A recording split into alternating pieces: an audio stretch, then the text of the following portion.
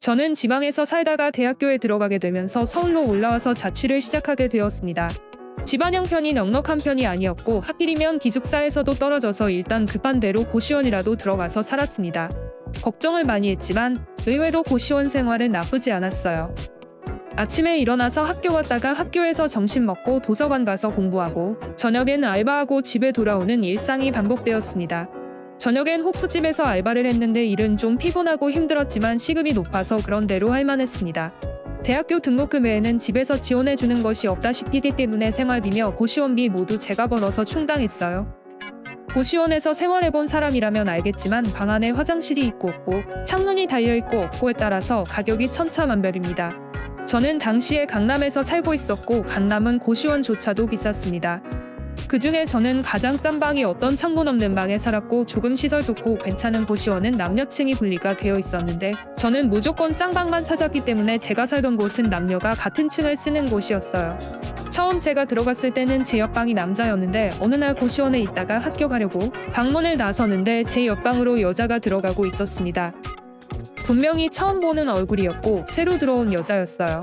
생김새로 보아하니 나이는 20대 초반, 제 또래였고 키는 160 정도에다가 약간 통통하고 글래머러스한 몸매를 가진 여자였습니다.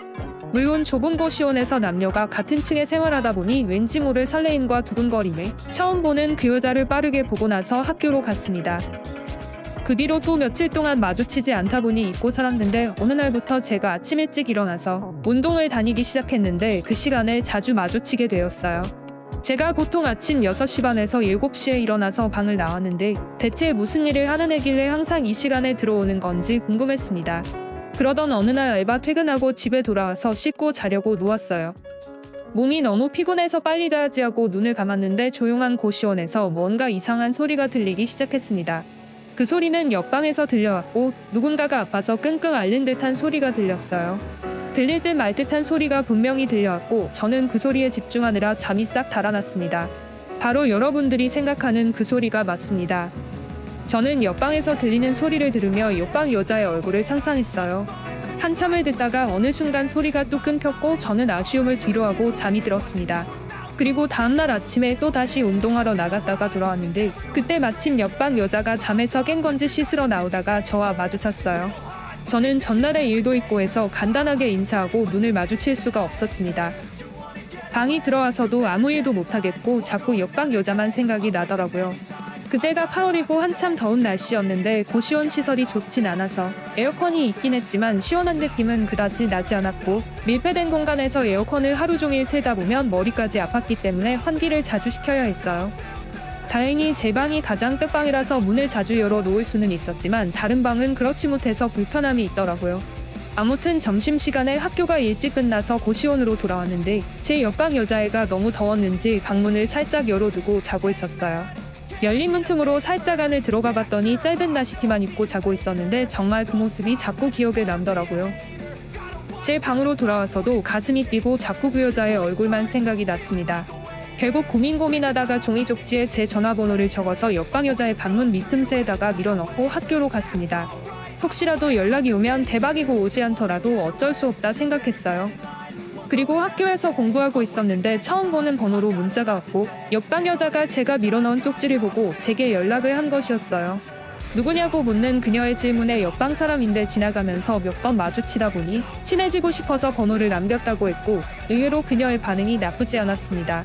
그녀도 마침 심심했던지 저와 서로 카톡을 주고받으면서 급속도로 친해졌어요. 밖에서 따로 만나서 커피도 마시고 가끔 밥도 같이 먹었습니다. 그녀도 저처럼 지방에서 올라와서 아는 사람도 별로 없고 외로워하던 참이더라고요. 어느 정도 알고 지내면서 서로 친밀감도 많이 생겼다 싶을 때 그녀에게 제 방에서 함께 노트북으로 영화를 보자고 했습니다. 그녀는 좋다면서 맥주 2캔을 들고 제 방으로 건너오더라고요. 고시원이 워낙 좁다 보니 둘이 있을 공간도 없었고 제 침대 위에 함께 누워서 노트북으로 영화를 봤습니다. 영화를 스피커로 크게 틀어놓고 볼 수 없어서 노트북에 이어폰을 꽂고 한쪽씩 귀에 끼고 영화를 봤어요. 그러다 보니 자연스럽게 바싹 붙어 있을 수밖에 없었습니다. 여름이라서 짧은 핫팬츠에 나시티를 입고 있었는데 바싹 붙어서 영화를 보니까 도저히 집중도 안 되더라고요. 눈으로는 영화를 보는 척하고 있었지만 사실 제 모든 신경은 그녀에게로 쏠려 있었습니다. 어느 정도 시간이 지나자 영화를 보던 그녀가 잠이 들었고 그대로 저는 잠든 그녀의 얼굴을 한참 동안 쳐다보고 있었습니다. 그녀도 피곤했던지 1시간 넘게 제 옆에서 잠을 자다가 눈을 뜨고는 저를 보고 피식 웃었습니다. 저는 그 웃음의 의미가 뭔지 몰랐고 어리둥절해 하는 사이에 제 볼에 뽀뽀를 해주고는 일어나서 가더라고요. 그대로 한동안 그녀와 문자를 주고받았고 서로 사귄다고 이야기는 하지 않았지만 두근거리는 기분을 유지하면서 만났습니다. 밖에서도 데이트를 했고 이제는 만나면 팔짱은 기본에 영화관에서 영화를 보다가도 뽀뽀를 하곤 했습니다. 같이 여가 시간을 이용해서 재미있게 놀면서 지냈는데 겨울이 되고 이 친구가 갑자기 다른 곳으로 이사를 가면서 연락이 점점 뜸해지다가 연락이 끊겼습니다. 지금은 저도 고시원에서 나와 혼자 원룸에 살고 있지만 가끔 길을 가다가 고시원을 보면 그때의 생각이 나면서 그 친구가 그리워지곤 합니다. 다시 한번 연락하고 싶은데 저를 기억하고 있을지 모르겠네요.